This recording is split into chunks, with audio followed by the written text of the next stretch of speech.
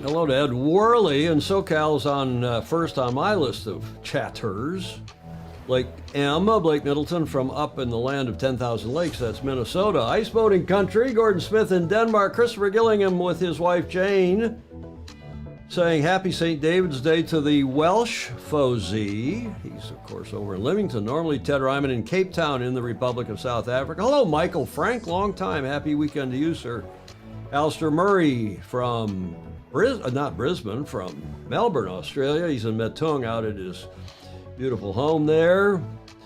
And Rick Bannerow in Connecticut, soon to be rainy, he said. Jody Shields down under where it's early Saturday morning in Oz, in Wanji, presumably. Chris Exley, Salem, Mass. Clayton Allen Embley, thank you. He's sending us some bourbon, Julia. Ooh. John Emmett in Brightlingsea in the UK. Graham Sweeney in Scotland. Fog Machine, where there's several feet of snow up in Tahoe. Welcome, everybody. Let's get this one across the starting line.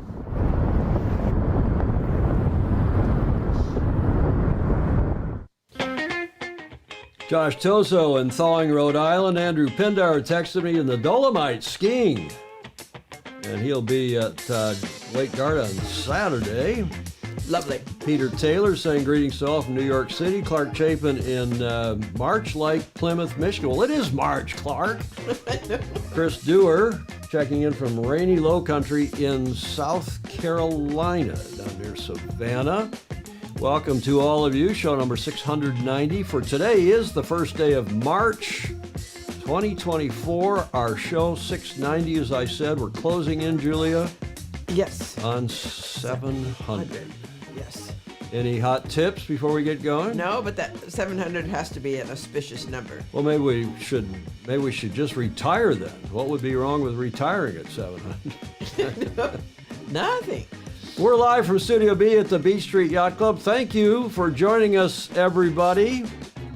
I'll pull that PIP out so you can get a nice picture of the America's Cup, because we're not going to talk about the America's Cup today, except for a few slides at the very end of the show. As Ed Worley said, another one bites the dust. Luna Rosa Prada Pirelli in there, I guess it was their AC 45, does a big nosedive. And in the recon video, they didn't show it on the recon video, but we have the photos. We have the images to show you. I'm your host, Tom Eamon. Of course, am with Julia Beatty Kent, my co-host, the Commodore of the Beach Street Yacht Club, the coordinating producer of this show, my landlady. I have to be nice to her, otherwise she'll kick me out. Yep. And then I'll be out on the street like a lot of other people in San Francisco, Julia. We'll be in a mess. Hi, everybody. Welcome. We're going to start off. I know you all like to start with some Bravo Zulus. Julie Aarons in Cleveland. She's had a tough week, she said, health-wise and otherwise. And she said, be cheerful today. Start with something cheerful. So we're going to start with something cheerful. And that is, thanks to J. Frederick Bland and the International OK Dinghy class, they are having their Worlds today, Saturday, down there in Brisbane in Australia. It's their final day. And we have the penultimate day report from the Royal Queensland Yacht Squadron, the OK Dinghy International. They have a huge event going on, a huge turnout with 112 boats from 7 countries. And thanks, Boomer Bland, for helping me put this report together this morning. Boomer, a.k.a. J. Frederick Bland down in Austin, Texas, is the executive secretary of the U.S., I think, the U.S. Association, maybe the International Association. I think the U.S. OK Dinghy Association. And Rob Coots, the more famous brother of Russell Coots, is the president of the OK Dinghy Association. Wow. He's also a fin sailor of some considerable repute, as many of you will know. Thank you to all, and especially Boomer Bland, for helping put this report together. And we continue now because it has been a great event. Good weather, great racing. The Brits dominate. Today, Friday, or our Friday, their penultimate day down there on their Friday yesterday, the 2024 Tan Lines, OK Dinghy World Championship in Brisbane. And leading is there in the photo is the Brit Nick Craig, who's a multiple world champion. He and Andy Davis today, Friday, traded race wins on the penultimate day at the 2024 Tan Lines OK Dinghy World Champs, hosted by the Royal Queensland in Brisbane.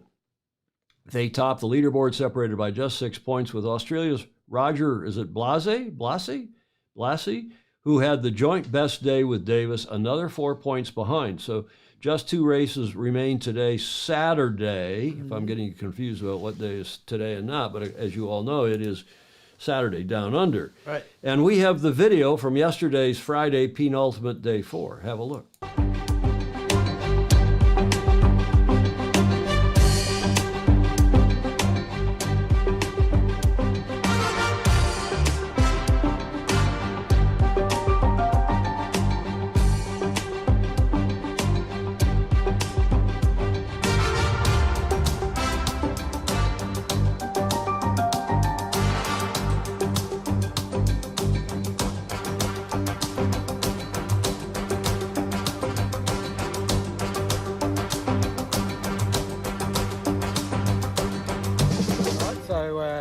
Here we are in Brisbane. The event's been fantastic.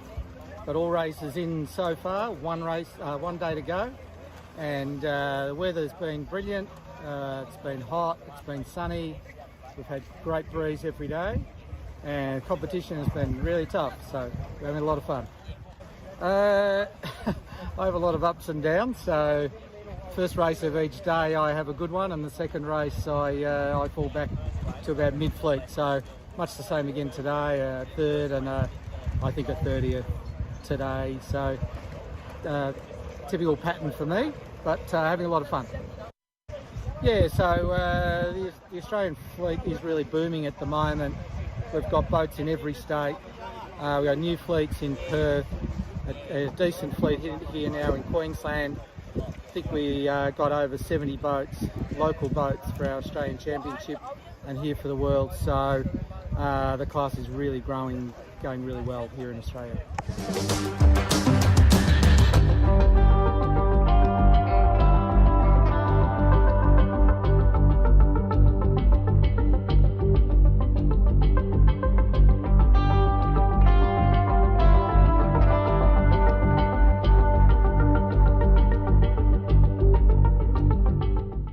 We have had a wonderful time so far, and I mean, we haven't been sailing really since in late October, so we were a little bit rusty in the beginning, and our boats finally came until the world started. But now I feel it's better and better, and it's a fantastic place to be sailing at with, I mean, over 30 degrees, and I mean, even the water splash up, it's like standing in a shower, sailing in a shower. No, great camaraderie and a lot of really good sailors. So I enjoy it. Yeah, I mean, I started off with 1914 and then 11, 10, 4, 5, 6 today. And then in the last race, I don't know, maybe 15 or something. So it was really shifty today, really shifty, with the puffing coming from right and from left, and it was really crazy for a while. So yeah, I'm happy anyhow. So it's nice.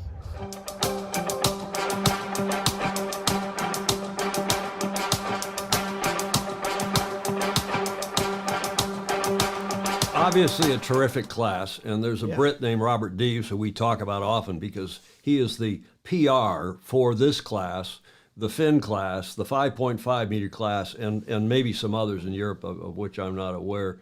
But the class is terrific too, and it's going from strength to strength, obviously in Australia, obviously here in the States, and around the world. So bravo Zulu to them. A little bit more on all that. In third place is the aforementioned Roger, sorry about your pronunciation, Blasey, the Aussie there, and he's coming on strong. So in the top of the fleet remains tight going into today, Saturday, the final day. It would be a brave man to bet against Craig winning his 6th OK Dinghy world title. As a couple of you mentioned, he's already won 5.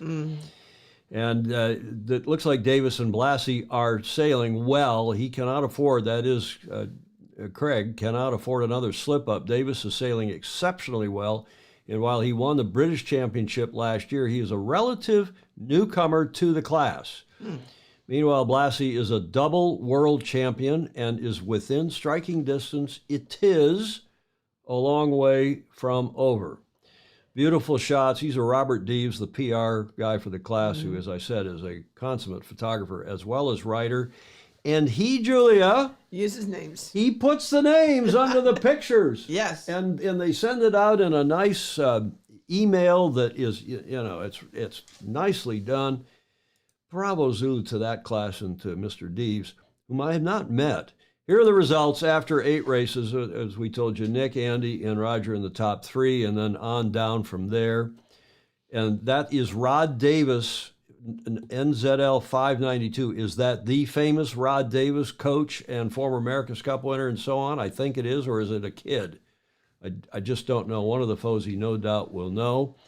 So there are 2 races remain on Saturday to decide the 2024 Tan Lines OK Dinghy World Champion. Who, Julia? Who will it be? Who will it be?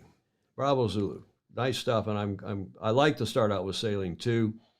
And Warren Schasser down that way is saying last day of OK Dinghy Race Worlds today. Yup, at the RQ at the Royal Queensland Yacht Squadron. Perfect conditions. Clark Chapin, our super Fozy in Michigan, he said, I thought it was February 30th. I didn't realize it's already March. This being a leap year and that extra day, I still don't know why we call it a leap year when we put in an extra day. It seems to me a leap year is a day when you leap over the 29th, which would be the other 3 years. John Emmett, who we've got a great report from again today. He says it'll be a busy week next week because it's the start there in Weymouth of the sailing season. David James, a little breezy in Sausalito across the bridge from us here. Yeah, it is. It is here, too. I'm looking out through the window, Julia, and Yeah. it rained on and off. We've got this, I think it's the last weather system of the year, isn't it? Major? We don't know. Well, we don't, but we hope. And it's dumping literally multiple feet of snow. 5 to 12 feet. Is that right? Yes, and in the Sierra. In the Sierras, and that means up at Lake Tahoe and beyond, which is where a couple of our Fozy are, Yeah. right? All right. Including, he's already mentioned that he's on here. I won't give his real name because he's asked us not to. Fritz Mueller is in Miami, and Jody Shields, he says he's on his way back to Sydney this weekend for the Sydney Harbor Regatta. That sounds like fun. Mm-hmm. That must be in what, in the 18s? Jody?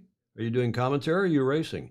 Andy Armstrong. Hi, Andy. Checking in from Hampton, Yacht Club, Hampton, Virginia. Great. If you can get through the, when you go out through off the beach sailing a laser or a sunfish or whatever, Julia, you have to pick your way, at least in the summertime, through the jellyfish. Oh, From their good. nettles. Yeah. And I raced a sunfish North Americans there many years ago, 100 boats, a lot In of the people. middle of all of them. In the middle of that, and getting in and out was part of the fun. And we came back after the regatta was over. I thought I'd won after finishing second the 2 previous years. I thought, and everybody, we're having a big party on the beach. Congratulations, Tommy, and all that stuff. And then there'd been a protest the night before that reinstated somebody or knocked somebody out. I can't remember. Oh. That inserted another place between me and Carl Knight, who ended up winning. Then therefore, and Carl very politely, he was a great guy. He's long gone now, but I ended up second the 3rd year in a row in Hampton Beach, Virginia. Wow. Oh dear. And you know what the cure is? We learned there, Julie. You know what the cure is if you do get stung by a jellyfish? Uh-huh. What is it? I know. It's Adolph's tenderizer, the meat tenderizer. Oh, yeah? Yeah, it breaks down the protein and you. Yeah. What else works though? If you don't have any Adolph's meat tenderizer, is what? Pee on it. Yeah. That deserves a finger wag, Julia. I didn't say that, except that's what the guys did. And It's what works. It does work. Yeah. Urine, or as the Brits would say, urine. urine. Urine. Okay, enough of that. Who we got to do the comments. It's a Friday. We're relaxed.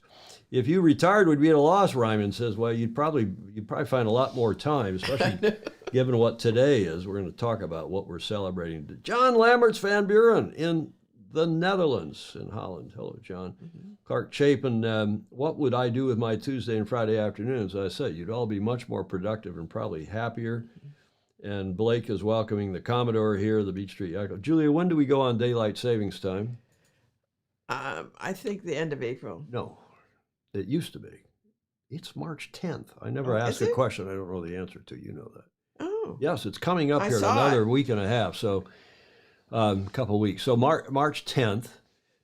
Is that next weekend? March 1, 2? Yeah, it is. It's next Sunday. Yeah. So those of you, I don't even want to talk about it. I think as you all know, I think daylight savings time is ridiculous, and why we keep I don't care if we stay on at daylight time or stay on winter time or on standard time, but it's ridiculous to switch back and forth. That's a World War I Or you hangover. move to Australia and do it every half hour. Well, they only have half-hour time zones in 1 or 2 states, I right? know. Yeah.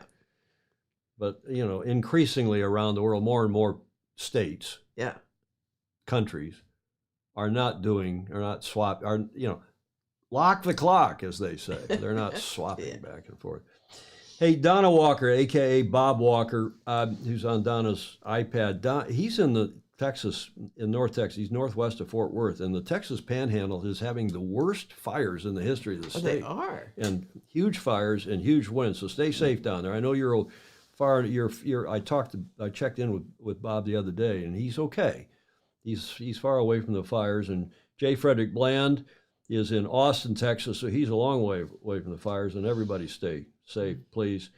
What else? Tax John Emmett. Joe Cool likes it. We're talking about sailing right off the bat, Julia. I know. I saw Although that. we've gotten onto some other non-sailing topics. now. John Frederick Bland says the blas, what we said is blasé. Oh, blasé? Is that really how you pronounce that? That's how he says. With 2 S's? Okay. Rob Coots, Rick Bannerow is saying, Rob Coots was the extremely successful director of junior sailing I read at that. Stanford Yacht Club. Did you read that? Mm-hmm.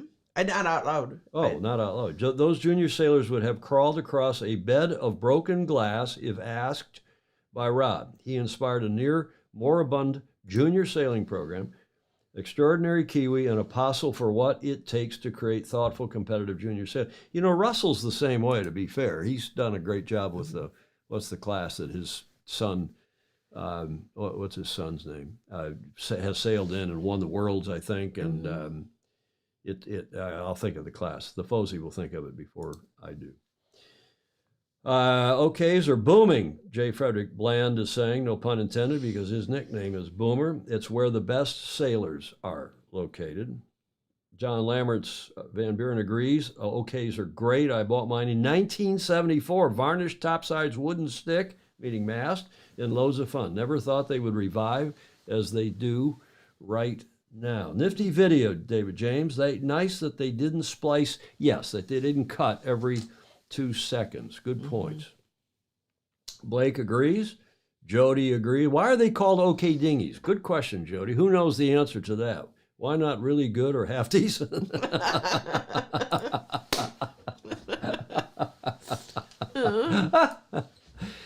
Jody can always inject a little levity Yes, here. indeed. Blasé. Wow. Okay. Well, I'm going to skip. We have so many comments, Julia. People Yeah. should go back. What? Yeah. Don't forget to read. Read the comments. Welsh for jellyfish is what? Graham Sweeney? Sea God jelly. Sea God jelly? P-Y-S. Yeah, Rick Bannerow saying only a white men, our Native Americans, our American Indians used to say, only a white man would cut off a foot off a blanket and then sew it on the other end and call it a longer blanket. Okay. Oh, Jody's racing on an MC-38. Okay, that sounds fun. Mm-hmm. Okay. Matthias. Thank you, Alistair Murray. Matthias Coots, he's sailing a Moth now, but before that he was sailing something else. But that's one of Russell's sons, the elder, whom we used to babysit. My wife and I used to babysit for Matthias Coots. They lived around the corner from us, and every now and then he and his wife would go out to dinner and drop the kids off at our place. And Leslie, who was by then, Meg was in high school, and Leslie loves kids, and it's good fun. Okay, I got another Bravo Zulu here, Julia. Let's carry on, because as you will have seen, those of you who follow my Facebook page, Bravo Zulu to Olympic medalist J.J. Feder of San Diego, two-time Olympic medalist, Right. who the headline in the Associated Press said a couple days ago calls for sailing officials' resignations in the lawsuit dispute. So Yes. since we've been calling for that for some time, in fact, in the case of the non-sailing CEO, longer than just for the past months. But I'm coming around to JJ's view that the board is seriously at fault. John Sangmeister and others have said the same thing. Here is Bernie Wilson's article from Wednesday in the Associated Press, our biggest and kind of the only remaining big American wire service, right, Julia? Yeah. UPI is more or less a photo wire now. With American sailors in an Olympic slump, two-time medalist J.J. Feder is calling for the resignations of U.S. Sailing CEO, president, and any other board member who supports a federal lawsuit against a sailing foundation and three of its principals, including former Olympic team boss Paul Kayard. Feder's letter, sent Monday to the U.S. Sailing President Richard Jepsen, the Danish spelling, and the board of directors, was obtained by the Associated Press. And no, I did not give it to Bernie. I haven't even talked to Bernie about this. It offers the most pointed criticism yet of the governing board's lawsuit against the America One Foundation, Kayard, William Rue, and Jose Spina. The suit, who's a coach, the suit was, and a superb coach. The suit was filed in U.S. District Court in Rhode Island, as the locals say, Rhode Island, on January 16th, which many in sailing, put it politely, mildly, many in sailing felt distracted from the recent Olympic trials, which have been going on. Feder said the current board of directors has, quote, repeatedly mucked up, unquote, its responsibility as a national governing body to support its athletes.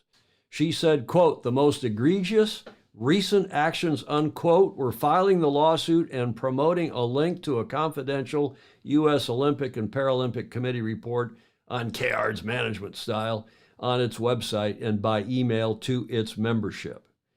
Feder wrote that Jepsen, not to be confused with Jobson, or George Jetson, CEO Alan Osfield, quote, and any other board members who are proponents, unquote, of the public fight with America One Racing, quote, should resign and be replaced with experts in Olympic sailing success / development / maximizing the opportunity of LA 2028, which of course is where the next Olympics after Marseille, which, you know, hopefully some of our athletes will still have a medal chance. At least one from San Francisco does, whom the yacht club had a big, they raised $70,000 for her the other day. That's good. And her name is the famous kiter. Yeah. Oh gosh. I was. Fozy will have it. Um.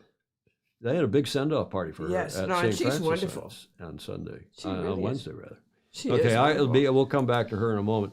Wednesdays, this was an article that the consummate, the esteemed Bernie Wilson, who covers our sport as well, or better than anybody else, Bernie Wilson, writing on the Associated Press wire, Daniela Moros. Thank you. Is the American, probably our best Olympic prospect in years. Yes. For at least for a gold medalist, Caleb Payne, who of course won a bronze medal. There is the president, Mr. Jepsen, who is arguably the worst president in the long, now 127-year history of U.S. sailing. Oh. He's got a heart of gold. I know him, not well, but I know him. He's here from the Bay Area. But Rich, it's time for you to go, even though your term is up in October. I believe his term is over then. I hope so. But he ought to resign now, because that lawsuit would have never been filed without his support, without the support of the CEO, and God knows who else on that board. J.J. Feder has been exactly spot on. Bravo Zulu, J.J. I texted with her. I asked her if I could get her on the show. She declined. She said, no, I stand, as she said in Bernie's article, I stand by the letter, but I have no further comment. And I'll let that letter stand on its own merits. Right. Now, I asked her if I could run the letter today. Yeah. She asked me not to. She said, I really can't stop you, Tom, but she's a longtime good friend. And I will, at least so far, abide by her wishes not to run her letter. I don't know why. It's a terrific letter. It's a little long, perhaps some of you might think, but did you see it? Did I send it up to you? Good. 3-page letter, very well written. And I've known her parents since forever, her mom and dad in San Diego. Her dad was Commodore when I was helping run the Cup in San Diego, 88, 92. Mm-hmm. Tom Fetter of San Diego Yacht Club was a huge and strong supporter of the Cup and of me personally. And I'll forever be thankful to him for that. So, Mr. President, who on your board voted to sue? Because you and the rest of those croutons should fall on your swords, resign. You have done more to hurt the reputation and image of U.S. Sailing, the organization, and of our sport in general than anyone else in memory. And, there's been some stupid things done, including on my watch, but nothing like this, Julia. This pales by comparison. Yeah. Huh? Yes, and part of it is they forgot that they were a national governing body, not a local community. Well, not a for-profit business. Or not a for-profit. Yeah, exactly. Yeah. Exactly. Now, speaking of the non-sailing CEO, I can't help myself. I'm going to play this video again when he had just been signed up back in 2021, and he went out with on J22s at Sail Newport, and for an afternoon of sailing with Betsy Gallinitis, now Betsy Allison, as multiple Rolex Yachtswoman of the Year and Olympian herself, terrific gal on the staff at U.S. Sailing, and he came back in and pronounced himself a sailor. Watch this. Hi, I'm Alan Osfield, CEO of U.S. Sailing. Just had my first sailing lesson here at Sail Newport. We took a J22 out. Had a great coach and Hall of Famer Betsy Allison, and Nancy and Karen were with us, and it was a beautiful day on the water, and I learned how to sail, and who doesn't like sailing? It was beautiful out here. Julia, who doesn't like sailing? It's beautiful out here. What an amazing croutonic thing to say, and why the staff put that up in the first. They didn't realize the irony of it, or and more. I mean, I won't say any more than that. The irony of that. Well, it didn't say, I tried it, I didn't like it. Well, it's almost like saying it. It's, who doesn't like sailing? Like, he used to, didn't he? Like, maybe he didn't like sailing before? Yeah. It's beautiful out here. It was beautiful out there. Oh, my goodness. But, The non-sailing CEO has got to go. Full stop. And that I've been saying for months, if not years. I can't remember how long. He's got to go, Julia. The sooner the better, along with the president and the rest of the board who voted for this incredible. In fact, people who are still on that board who didn't vote for it should have resigned in protest, or should have put their hand up and said, well, they have this policy that once the board takes a decision, no one will speak against it. Yep. I'll tell you what, in my day, we encouraged dissent. We encouraged people to speak up against decisions before, during, and after the decisions were taken. Yeah. And sometimes they were right. Well, yes. And I give you one example. You remember the late, great Jim Michael, who was past Commodore at St. Francis Yacht Club twice. Yeah. And was the last president of the North American Yacht Racing Union, NARU. Mm-hmm. And this is back in the 70s. And we had another kerfluffle over the Olympics and Olympic funding and so on. And he said, and he's basically a big boat sailor and a bit of a curmudgeon, long gone now lawyer. He said, we ought to take sailing out of the Olympics. It'll be better for the sport. Mm-hmm. And I called him up. I knew him not well, but I knew him. And I called him up, said, he was on our board, or I can't remember, but he was a past president. Yeah. I said, Jim, you really mean that? He said, yes. I said, okay, we'll write an article. Yeah. Really? I said, yeah, and I'll put it in the newsletter. I had Mimi Dyer put it in the newsletter, and oh my God, people were up in arms. This guy is a terrible person. We shouldn't be talking about this kind of stuff. You, Eamon, should fall in, why did you put that in the newsletter? Excuse me, it's a valid view from a president. It may not be the right view or the correct view. No. And we had it. We hashed it out at the next meeting, and it was good. People came that wouldn't have come to the meeting. People got excited. People gave money to the Olympic program that wouldn't have otherwise given money to the Olympic program. And we tabled it. We hashed it out at the next meeting, and with lots of input from people all over the country. The best thing that ever happened to the Olympic program. This is in the 70s, late 70s. Right after that, in 80, of course, was the boycott. 84 was then in Long Beach, and we won a medal in every class. Yeah. And that discussion helped reinforce. I'm sure it must have. Yeah. You remember Jim Michael? He was a good buddy of yours. Yes, I was a fan of his. You were? Mm-hmm. So was I. He was the token West Coast member of the New York Yacht Club's America's Cup Committee. He had to put his straw hat on. He'd come to Newport.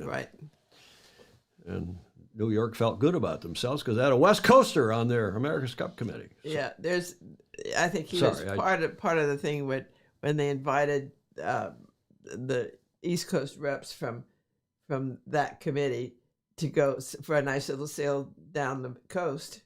Yeah, well, and they came in their top hats. And, well, why not? You mean here in California? Yeah. Well, and their straw hats. And their straw hats, and it was blowing and cold. Why wouldn't you? Why wouldn't you? I had no idea. I think it's fantastic. Jim Michael is also the one who pushed the hardest to stop the '83 America's Cup. That meeting was in my office. When I was executive director of USA, I wasn't in the meeting, but they came in and said, "Tom, we're going to borrow your office." And the whole group came in and sat down. My office was not that big, but I had a couch and a few chairs, and they came in and sat down. They took the decision not to end the America's Cup in August. They were going to say, "Hey, the Aussies are cheating, and we're going to end the Cup." No, we're not. If they end up winning the trials, we're not going to race them. Really? That would have been something. Okay, enough of these old war stories. The non-sailing CEO has got to go, as does the president and the board. J.J. Fetter, bless your heart. Super sailor that you are, smart person. She went to Yale. Can't be all bad. Well, you as a Stanfordite, you can say that, right? Yeah, well, she's terrific, though. Terrific, long-time sailing program at that uni and beyond. Okay, Julie, enough of that. What are we celebrating today? There's a clue. That is a cell phone in a basket. I was going to say, it looks like an iPhone in a basket. It is.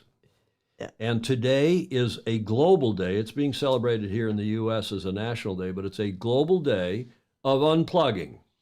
An annual affair. And, we should probably just end the show right here. Right. Turn off the computers, Julia. Yes. End the show. Right. Unplug. Right. On the global day of unplugging. Do you have multiple cell phones? I used to, I don't now. Constantly Snapchatting every move and find it hard to get through a meaningful conversation without adding to your story. I'll tell you all a little secret. Guess who comes down here for dinner sometimes to the Beach Street Yacht Club? Oh, where's my phone? Where's my phone?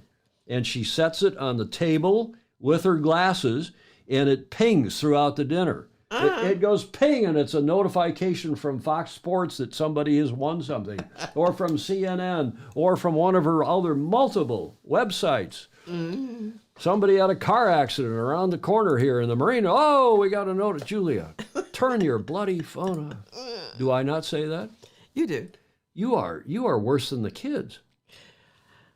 Okay, I'm sorry. You're not worse than the kids. We increasingly miss out on the valuable moments of our lives as we pass the hours with our faces buried in our iPhones, documenting our every move through social media, watching croutonic video shows, video podcasts like Sailing Illustrated, and shielding ourselves from the outside world where real connections, well, this is a real connection. That's the beauty of this, especially live.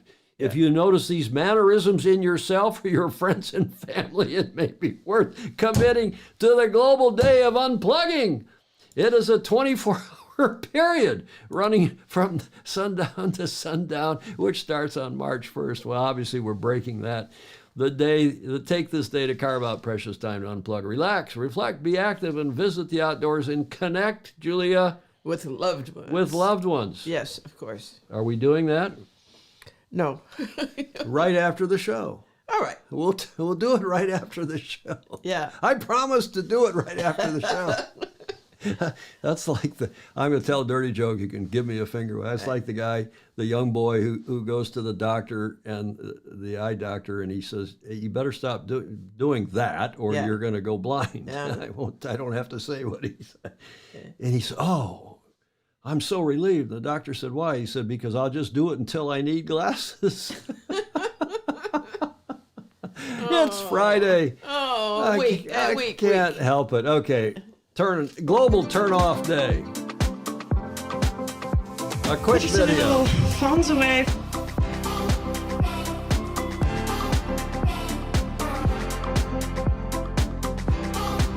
See IRL? Yeah. Yeah, well, I'm going to ask you what IRL means. See if the Fozy know. It's an expression the kids use now. Unplugged, collaborative, we all put our phones away and just be. Host or attend an IRL gathering. Julia, what does IRL mean? Mm-hmm. Some of you who are ham radio operators will remember the International Radio Relay League, IRRL, but that's ancient history. They're still around, by the way. What does IRL mean? Does anybody know? Interrelational. Look at all these language. people who've got it. Fog Machine, whom we call Amadeus, is a St. Francis member. James Frederick Bland, John Emmett, Steve Gruber, Gordon Smith, and Blake Middleton all know that it means, and they got this quickly, as did Ted Ryman, in real life, IRL. Uh-huh. Turn off your phones and go to, look at this, Indy Racing League. Yeah, the IRL, Clayton Emily remembers the cool stuff. Well, he's a bourbon drinker. He knows that. So IRL means in real life. Oh, I like that. Which is what this show is about. And I'm going to celebrate Bing Bong William, a.k.a. William Sangmeister, who helped me with this show a lot late last night, because it is in real life. And he says, he's in school. He's still in high school. Yeah. He says, don't put the important stuff until the C or the D blocks when he's out of school and he can get on. I said, well, you can watch it in replay. And he said, oh, I like to watch it live so that I can comment. And argue and disagree and I guess that's why the commenting is popular here and why we do it and why we love all of you, our Fozy. Yes, and learn from you every day. And our patrons, learn from, yes, for sure. Life is a constant, especially here. Learning experience at Sailing Illustrated University is. Pedro Farthing Sailor down in Sydney calls us. Thanks for your support. All of you who have joined and will join via patreon.com/join/Sailing Illustrated. Please help us out with a few bucks a month to keep this beautiful studio, which improves weekly. I don't know if you noticed, we've improved the backdrop here. See that?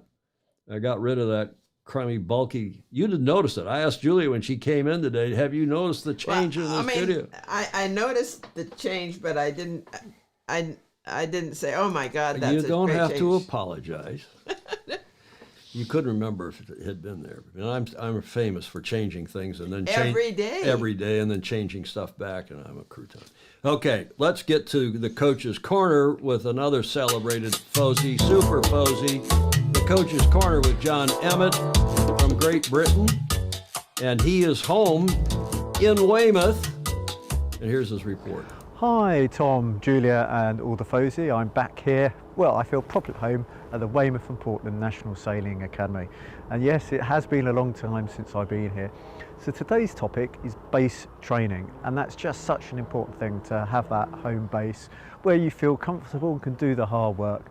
Because in terms of performance, that's whether you're a coach or a sailor, you can only perform to the best of your ability when you're away competing. It's actually where you improve is in the training environment, and that's when you're home. And Weymouth, I'm probably quite biased, but it is a superb place to train. Indeed, we probably lose more days through too much wind than not enough. Indeed, I had to delay the recording because I have a carbon fibre tripod. It was blowing 30 to 40 knots and I wasn't sure whether it was going to blow over if somebody didn't hold on to it. So here I am. I think the best analogy for training is a team sport. So you think of something like basketball or whatever. Who scores the most points? Who gets the most shots? Well, it's the people who are best at shooting. You know, it's not like every player will have the same number of opportunities. So if all you ever do is that team practice, then of course the best people get given the ball and the opportunity to shoot. So the way you improve yourself is when you go away and it's the work you do at home. You know, the 1,000 shots you have outside the team practice to make sure you are the best shooter, and then you will get that opportunity in the game to make the shots. And it's the same here with the base training. We often have training groups, very often international training groups. So you'll see quite often now the selection has been made, people will be looking at training with foreign training partners because you want to train with the very highest level of people you possibly can, and that often means training with people outside your home country. Indeed, I think for nearly every nation that's true, and that's why it's so important to be on the Olympic circuit. But it's the stuff you do at home that makes the difference. So that's your base fitness. I had a really good interview recently with Herman, who was the Olympic medalist and silver at the latest Ilka 7 World Championships, and he talked about his base training at home, and that when he's away he's very sailing focused, at home he's very fitness focused, and that can look like a lot of different things. For him, I think it mainly looks like cross-country skiing and stuff like that this time of year, but a lot of people will do foreign camps in warm climates and go cycling to get that aerobic fitness up. For the lighter people, in other words those people who need to put up weight, it's probably making good friends with a squat rack at home in the gym and putting the time in there, but also just dealing with injury and illness, because if you don't give yourself a break, you're eventually going to break two different spellings there, and that's true mentally. You need to have that time off. I'm really pleased to be home. I said I was very pleased to see my coach, or I should say sofa, maybe that's a better translation.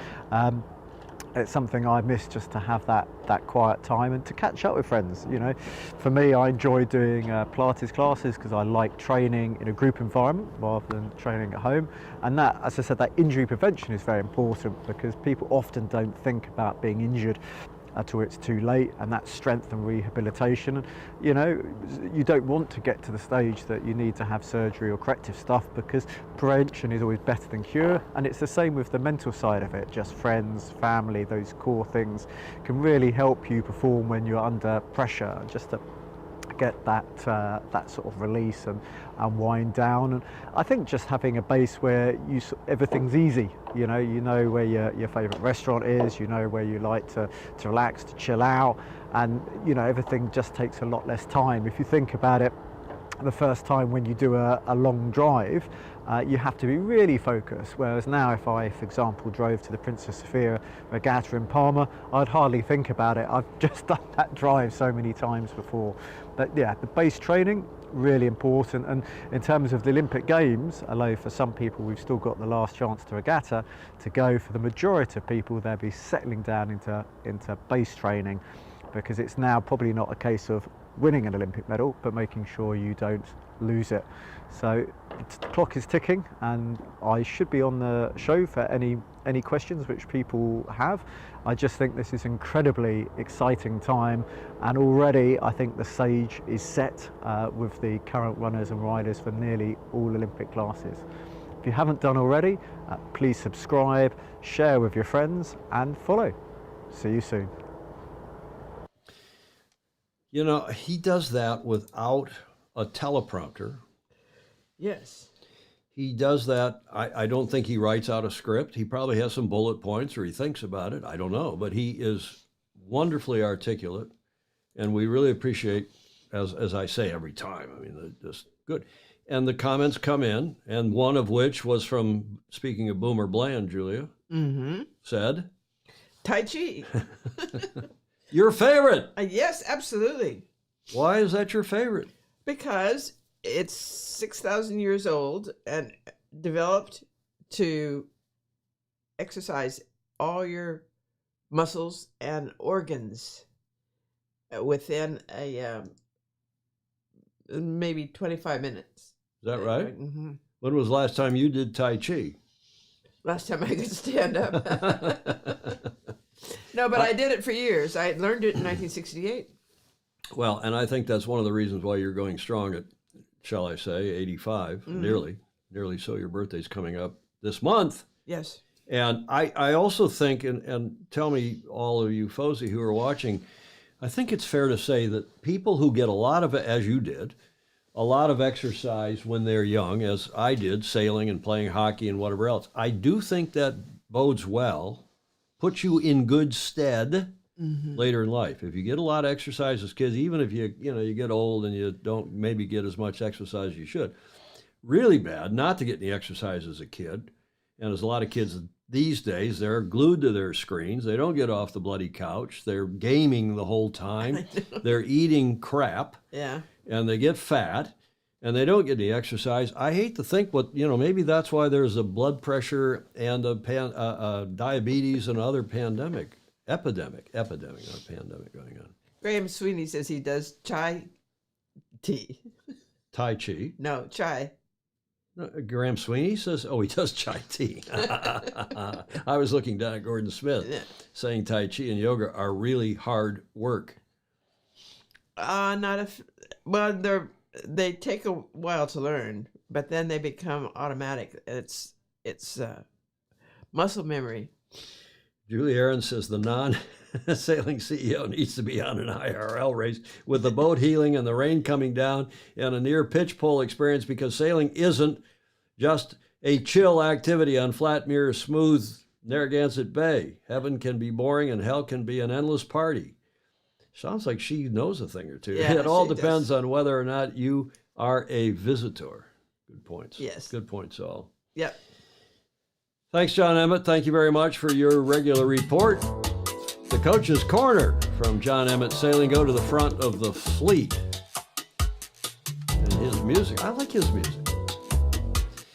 Yes. We are celebrating today's show, and I said Bing Bong, meaning John Sangmeister's and Sarah Sangmeister's youngest son. They have 3 boys, and Bing Bong, who's on here when he gets out of school, I think it's just about now, and he watches the show and starts giving pithy comments. But I'll tell you, the last night, I came back from the meeting over at St. Francis Yacht Club. I had a long meeting, and I hadn't done the normal show prep, which I try to get done before dinner time here, and I didn't know what to talk about.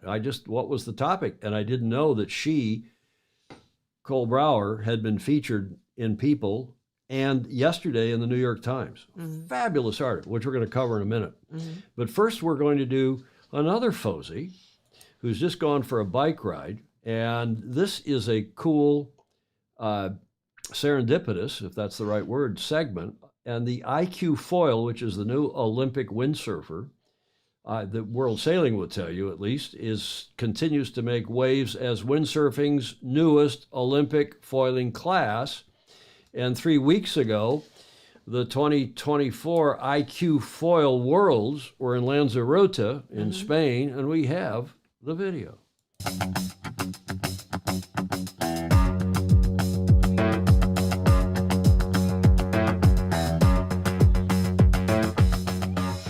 Welcome to the last day of the World Championships here at Marina Rubicon, Lanzarote. The climax of the 2024 IQ Foil World Championships has arrived. Here, we will be determining the overall top 10 rankings and ultimately crown our 2024 World Champion.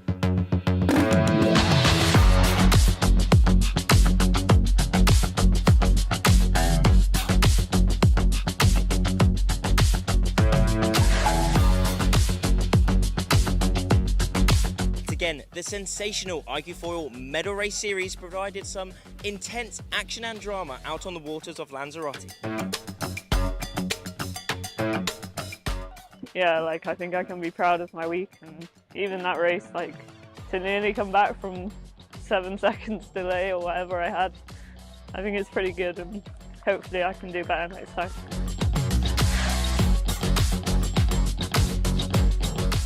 And I'm just super happy when I crossed the finish line. I was just so glorified. I could feel that everything that I worked for so many years.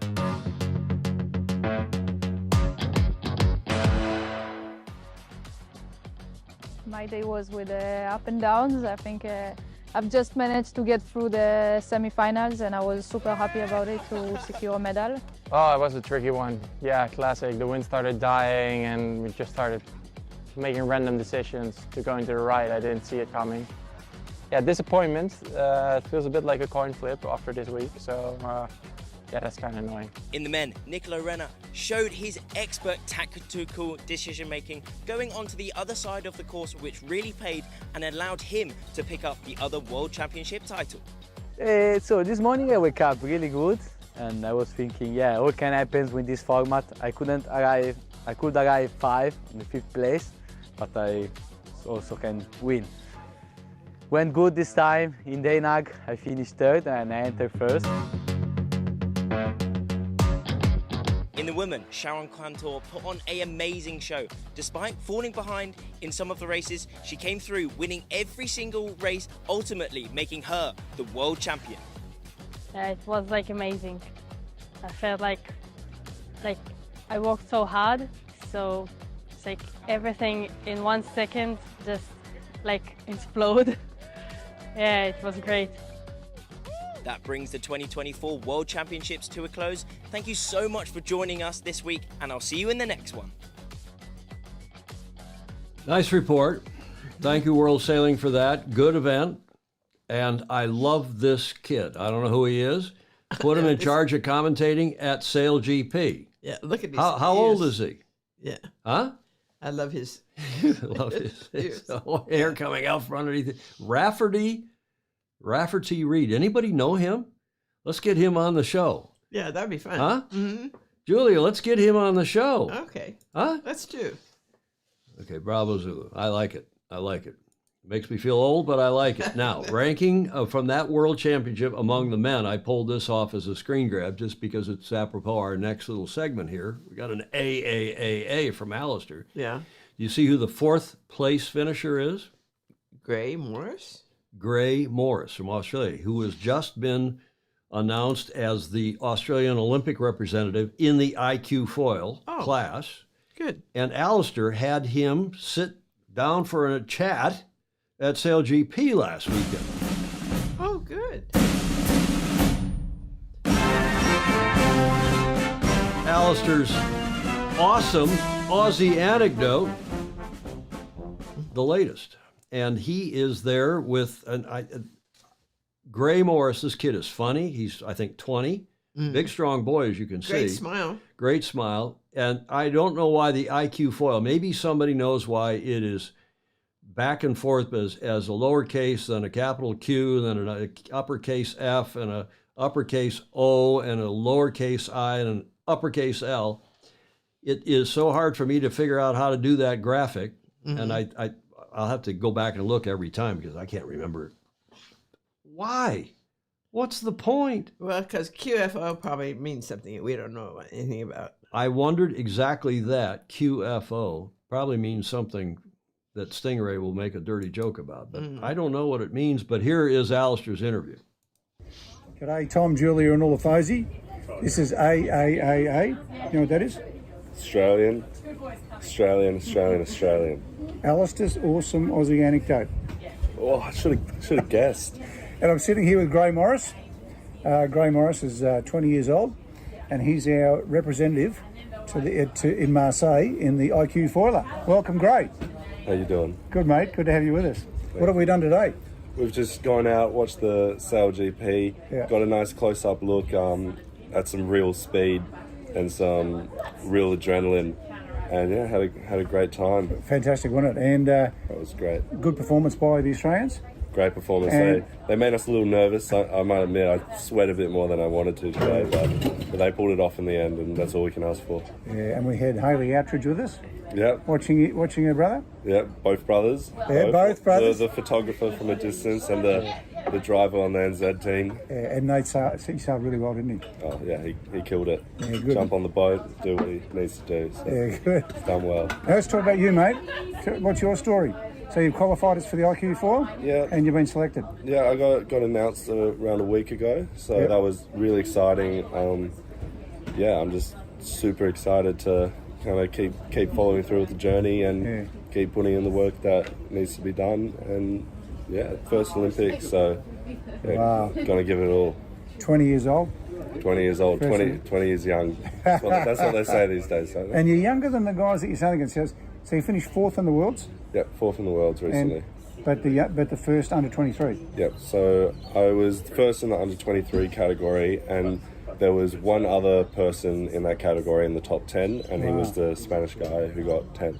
Wow. So meaning the rest of the top 10 are above 23, so we've got some old boys in there. That's fantastic.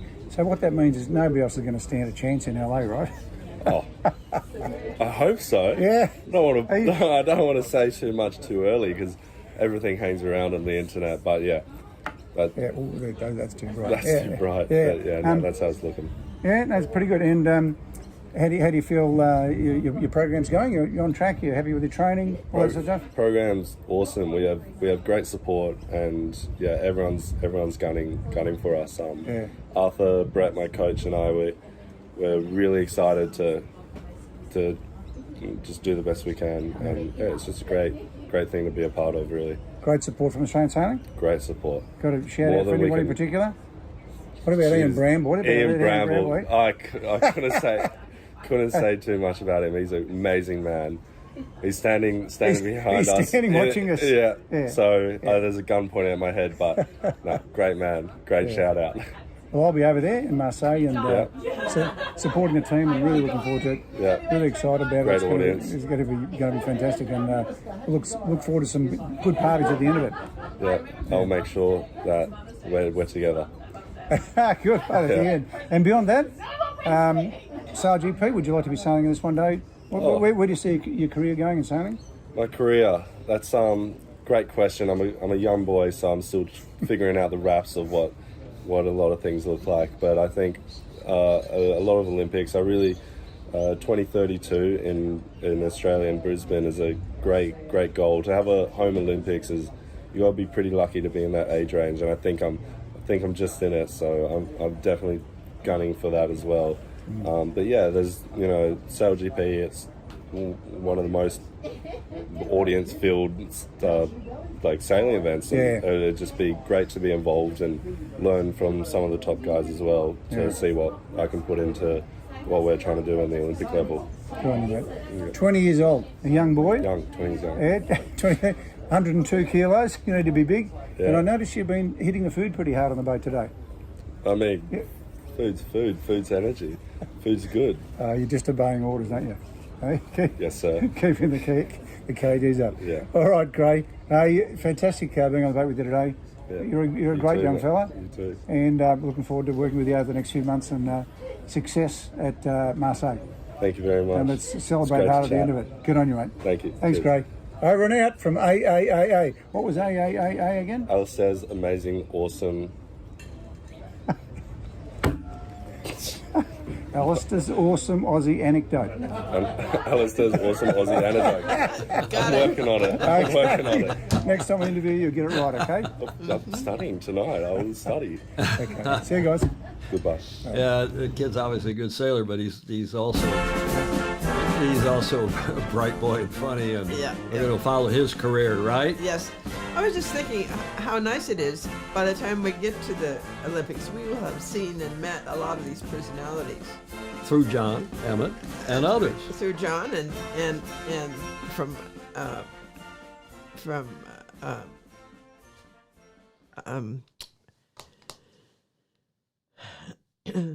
yes, and our videos that we play on here. Yes, for all of them. Indeed. Alistair's awesome Aussie anecdote. Don't you forget it, Gray. That's what that segment is all about. Yeah. And we appreciate Alistair as always. That was fun, Alistair Murray. And I think your other comment, Julia, about following, and it came up here in this as well, and there's a couple comments on here about following people to 2032. Yes. We'll all be lucky if we're alive, or at least you and I will be if we're alive then. Right. And knock on wood. Yes. We will be. But that's what the Olympics are in Brisbane. Is that right? Not Melbourne, Brisbane. Am I right about that?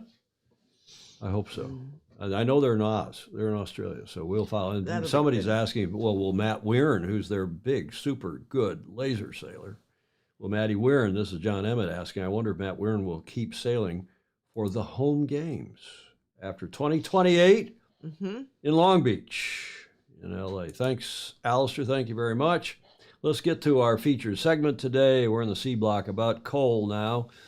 We've been following her, and I'd like to say that this is why suddenly People Magazine and the New York Times and others have picked up on her. That's not, I'm sure, not true. But we have been following her thanks to you all. Yep. And Julia, you cottoned down to her as well. Yes. And said we should be checking in on Cole Brauer. Mm-hmm. And we did, and we've now been following her, and we've been delighted. Yes, she's... Have we not? A breath of fresh air. How else? You described her with a couple words before we went live. Yes. What were those words? I said, remember those, Julia, because you can do it on the show. Yeah. Sweet and tough. Exactly. Sweet and tough, all in one word. And you'll see these two articles. I'm not going to run the whole articles, obviously, but both in the People magazine, which was about 3 weeks ago, and the New York Times, which came out yesterday, which was written by a Fozy, by Chris Musler. He's been on this show. Yeah. And a fabulous article. But let's first do our regular recap. Last Friday, she had crossed the equator and then some. And she's been making pretty good time. You see there, she was making 119, 120 miles a day in the doldrums and then beyond. That was Friday. Well, this is the screen grab from this morning. In the last 24 hours, she's made 141 nautical miles. The gentleman we told you about on Friday, he has already won. We'll get back to him in a moment. He's finished in A Coruña, up there in the northwest corner of España. It's another nice town. It is a nice town. So she is doing well, and she's now says only 5 more magical days left at sea, and it's terrific.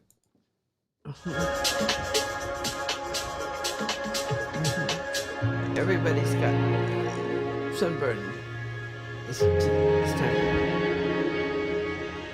She's a bit emotional. I would be too, I guess.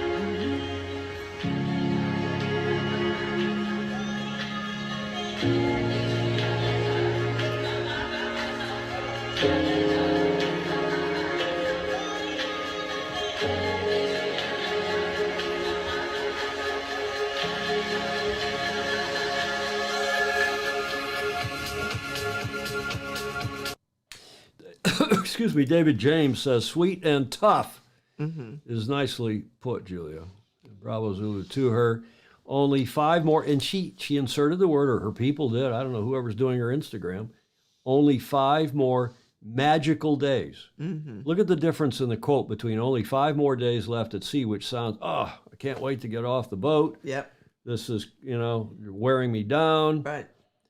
Or 5 more magical days at sea, which turns it into the spirited adventure, the sweet adventure. Yes. And then some, right?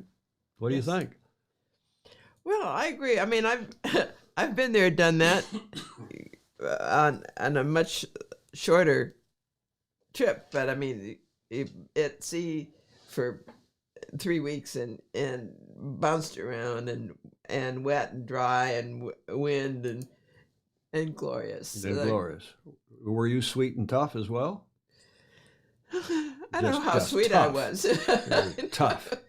Okay, now look at this People magazine article. This is done. She has done more for the sport in this country, because it's not. It's not just. It's about yacht racing. It's about sailing. She has done more for the sport, but with these 2 articles, let alone everything else she's done, than anything U.S. Sailing has done in memory. Yes. People magazine 3 weeks ago ran this beautiful photo of hers, and they just went onto her Instagram and onto her other social media and pulled these photos and videos off. Right. And ran it with People magazine, got in touch with her by Zoom after she'd rounded the Cape, the Corn.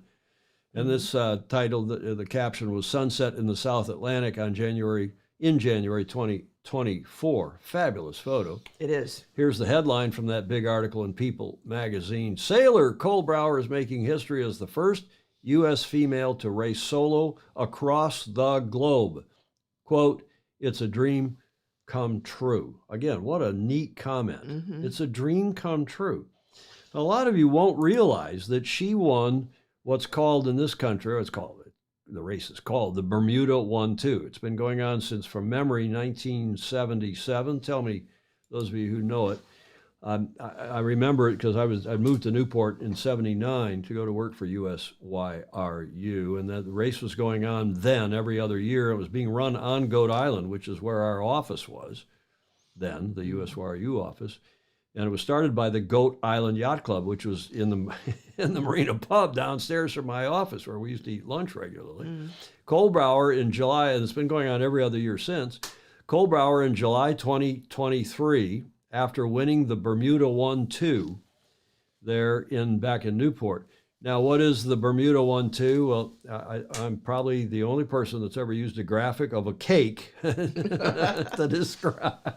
But it's probably the best description. I looked for a logo of the Bermuda 1-2 and I couldn't find a high-res logo. So then this cake photo showed up and it was perfect. It's a single-handed race from Newport down to BDA. And then the skipper, the helm, picks up a crew, and that's double-handed back to Newport. Hence the Bermuda 1-2, run every other year. And it's a cool race, and it's now been picked up and co-hosted not only by the Goat Island Yacht Club, which, as I said, was a bit of a dodgy paper organization. It was a bar, basically, and the guy that owned the bar, or who worked for the family that owned the island, Goat Island in Newport. But now Newport Yacht Club has taken it on as well. The co-organizers are the Goat Island Yacht Club, which still exists, and the Newport Yacht Club, which is a long-time esteemed yacht club on the north end of the harbor in Newport. She won that race. Yay. In 2023. And people spoke to her via Zoom on a rare moment of quiet when she and First Light, her yacht boat, were about 400 miles northeast of the Falkland Islands in the South Atlantic off the coast of Argentina about 3 weeks ago. The Serenity, People magazine said, gave her the chance to take a well-deserved breather, which included a full-body sun shower on deck using water from a solar-heated pouch instead of out of a bucket. Quote, it's a spa day, she says. Oh, yes. With a laugh. Quote, I've cleaned up a little bit. I'm eating. I'm trying to be a little more human today versus the last 2 months feeling like, what a great quote, like an astronaut. So there again, I guess it comes from her naturally. It must be her words, yeah. I feel a little more human today. And that is the other thing is her humanity. Yes. Huh? Oh, yes. It's just great stuff. Now, as if that weren't good enough, and arguably, I think People magazine probably has a bigger readership than the New York Times. I don't know. Somebody will right now Google it. I can hear fingers clicking among the Fosey. Yep. The Fosey fingers. Yep. Yesterday in the New York Times, alone on the ocean, huge photo, with 400,000 friends. What a great headline. Whoever the headline writer is hit a home run with that one. As Cole Brauer speeds to the finish of a solo race around the world, she is using Instagram to blow up sailing's elitist image. Bravo Zulu, New York Times. Bravo Zulu indeed. You got to love it. You got to love that subhead. And I don't know if you can see the little caption below. Before she could begin the Global Solo Challenge, a nonstop solo race around the world, Cole Brauer had to sail First Light, a 40-foot yacht. See, New York Times calls it a yacht. Why can't we? It is. From Rhode Island to España. And that photo by Samuel Hodges. Thank you. And the byline is by our Fosey Chris Musler, who lives in Jamestown, there on Connecticut Island, across the East Passage of Narragansett Bay from Newport, Rhode Island. And he writes fabulous stuff. There was a guest on this show a couple of years. One of our most popular guests ever. Had a huge turnout watching it live for, whatever reason. Video dinner party, spa day, stuffed animals, favorite hoodies, and cozy, colorful fleece blankets, period. Cole Brauer's Instagram feed hardly feels like the work of someone racing a 40-foot sailboat around the world in the Global Solo Challenge. But Ms. Brauer, 29, is not an average ocean racer. In 2022, Ms. Brauer had tried out for another competition, the Ocean Race, which is considered the pinnacle of professional ocean racing. Sailors in that race are highly trained, wear matching foul weather gear on the teams, and have corporate sponsors. And most of them are men. Ms. Brauer, who had sailed thousands of miles on high-performance ocean racing boats, felt she was ready to join their ranks. But after competing in trials in France, Ms. Brauer was told she was, quote, too short for the Southern Ocean, and was sent packing, was sent on her way. Amazing. In spite of her small stature, this is a long article, and I'm only quoting the first couple, 3 paragraphs in the last one. In spite of her small stature, she stands 5 feet 1 inch. Ms. Brauer rounded Cape Horn, Chile, on January 26th, the last of 3 great capes of her journey to finish the Global Solar Challenge in a few days. It is a feat most of the ocean race sailors picked instead of her. Let me start again. It is a feat most of the ocean race sailors picked to race in the race instead of her have never even attempted. And despite being, meaning single-handed, and despite being the youngest competitor in the race, she is ranked 2nd overall, just days away from reaching the finish line, as you all know, at least those of you who are regulars, in A Coruña, Spain. Along the way, her tearful reports of breakages and failures, awestruck moments during fiery sunrises, dance parties, and shakas, signs at the end of each video, have garnered her a following that has eclipsed any sailors or sailing events online, even the ocean race and the America's Cup, a prestigious race that is more well-known by mainstream audiences. Quote, I'm so happy to have rounded the horn, unquote, Ms. Brauer said in a video call from her boat First Light after a morning spent sponging out endless condensation and mildew from its bilges. Quote, it feels like day one. I feel reborn knowing I'll be in warmer weather. The depression you feel, that no one in the world can fix that. Your house is trying to sink and you can't stop it. What a fabulous quote. Oh, yes. Huh? Yeah, her language is wonderful. And that's in the Zoom call, so we know that's her language. Okay, a little bit more. Shifting gears, she added, quote, it's all getting better, unquote. Ms. Brauer's rise in popularity, she has more than 400,000 followers on Instagram, hence the headline, has come as a surprise to her, but her achievements combined with her bright personality have struck a chord, and she has set a goal of using her platform to change the image of professional ocean racing. Which, of course, she's done. Which she has done in spades. How sorry, go ahead. No, I just said how neat. And now we have a quote from our longtime friend, Marcus, we call Marcus Hutchinson. And Marcus was introduced up higher earlier in the article. She will be unaware of the transition she went through, Mr. Hutchinson said. He's an Irish guy living in France, longtime friend who helped run the Louis Vuitton Cup with Bruno Trublet back in the day. She's become a celebrity and hasn't really realized it, that's his quote. Ms. Brauer, however, said she received as much from her followers as she gave them. Quote, they are so loving, she said. I send a photo of a sunset and they paint watercolors of the scene to sell and raise money for my campaign. When I start to feel down, they let me stand on their shoulders.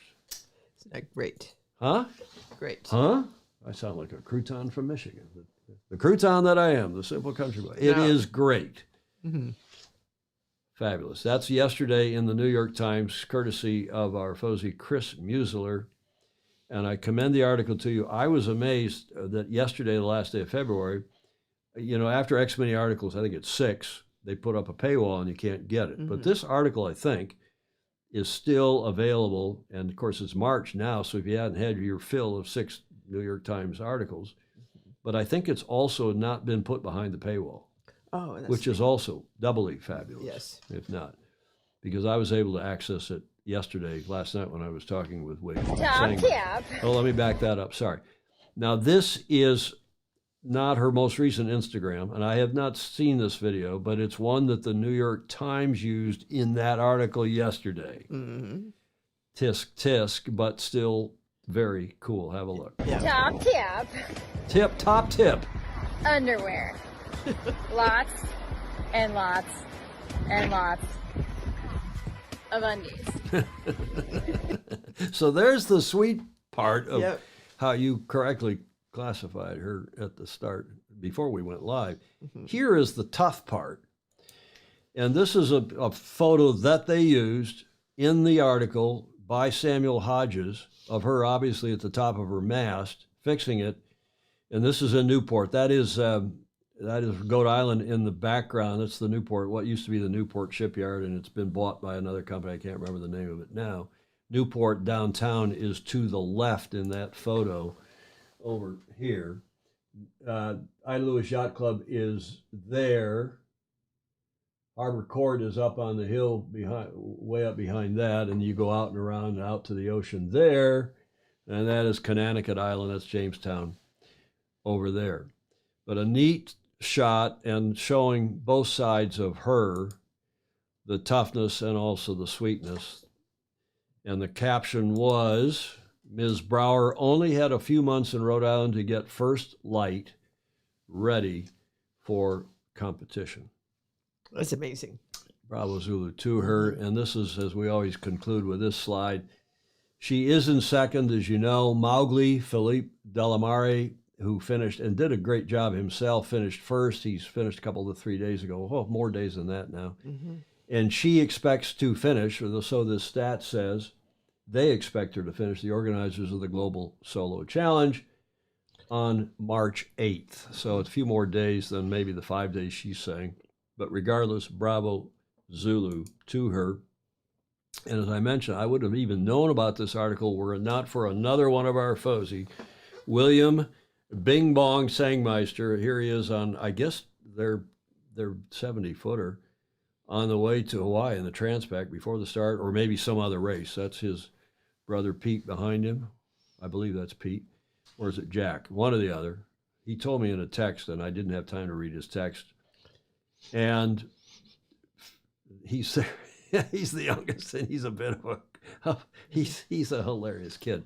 Thank you, Bing Bong. Yes. Thank you, William, for your help putting this together, and bravo Zulu to her.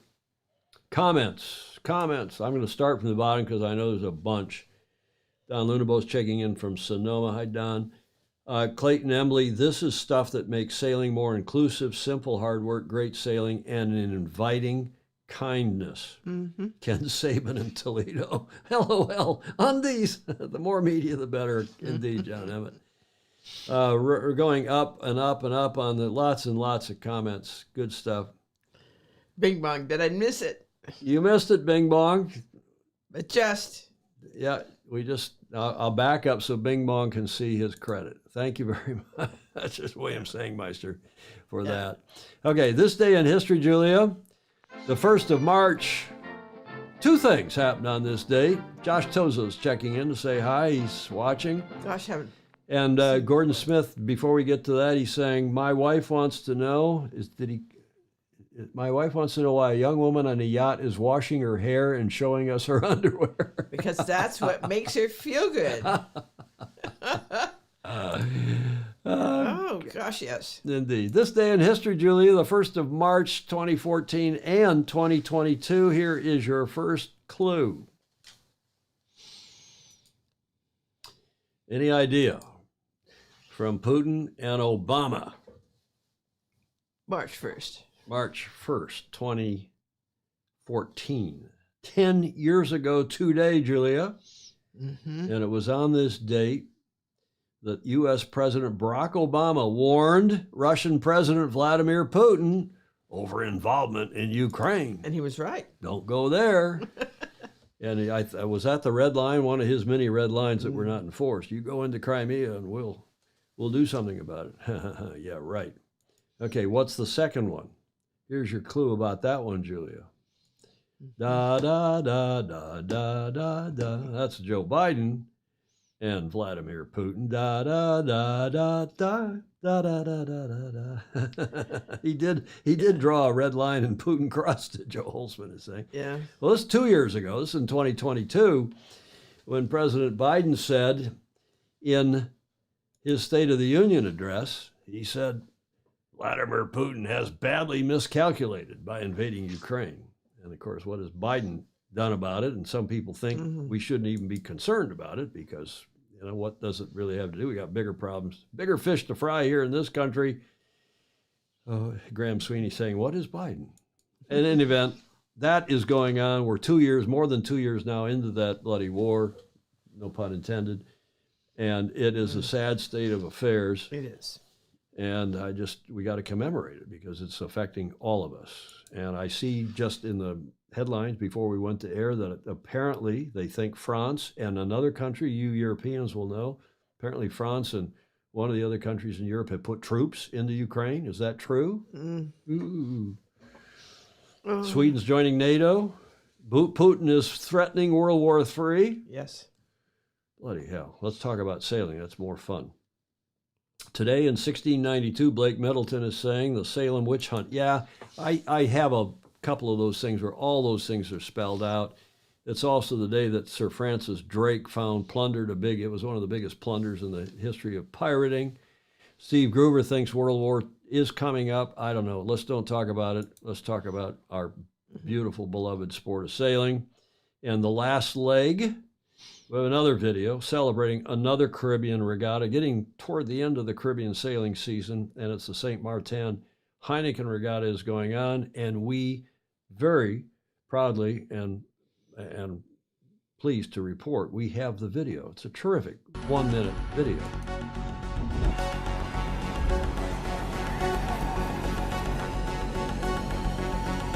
Let's have some serious fun.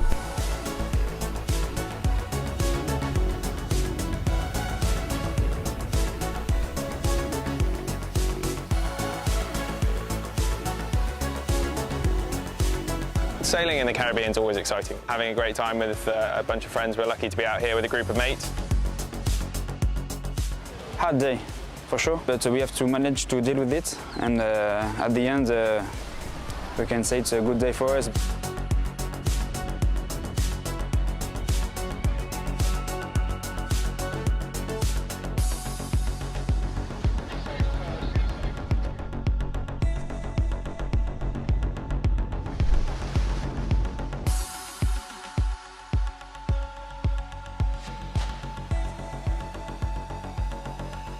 Out here sailing with a bunch of our mates. Another nice video by Icarus Sports, who cover our stuff. Yeah. They do, don't they?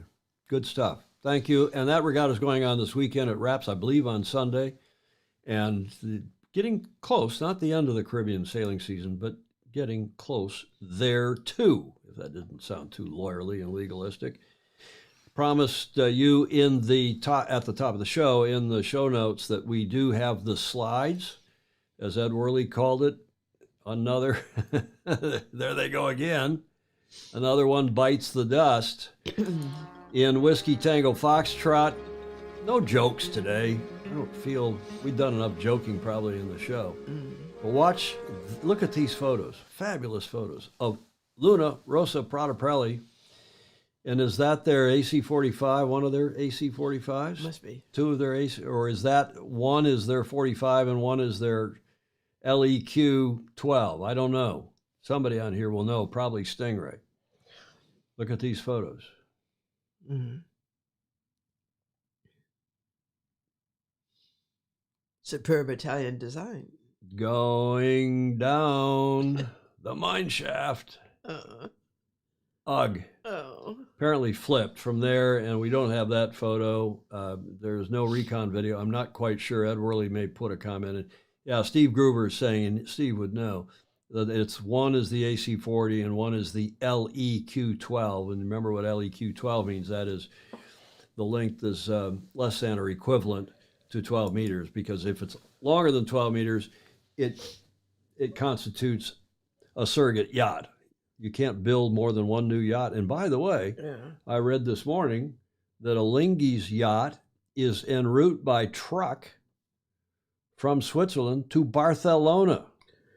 Good. It looks like they may be the first one to splash a new AC-75. And the name of the boat is Boat One. One word. Capital B and capital O for Boat One. And then, of course, you can only build one boat this time around. So put the non-sailing CEO on that boat. Julie Ahrens has got some ideas for the non-sailing CEO. Right. And I suppose those are just the polite ones. She's probably got some others. Bing Bong says the white one is the 40, and the other one is the LEQ-12, the one in the background with the fancy hard, what do you call that? The graphics. The shards. That was the word I was looking for. Does anyone know if there are any synergies between Red Bull AC and F1? Yeah, David, I think there are. I'm not sure how much, but one we don't know. Pitch pulled or flipped. I think, James Bland, I think you're probably right. It was technically, they don't pitch pull like a Hobie, a catamaran that puts its both bows in and then goes ass over tea kettle, as we might say. Do we say that, or do the Brits say that? Ass over tea kettle.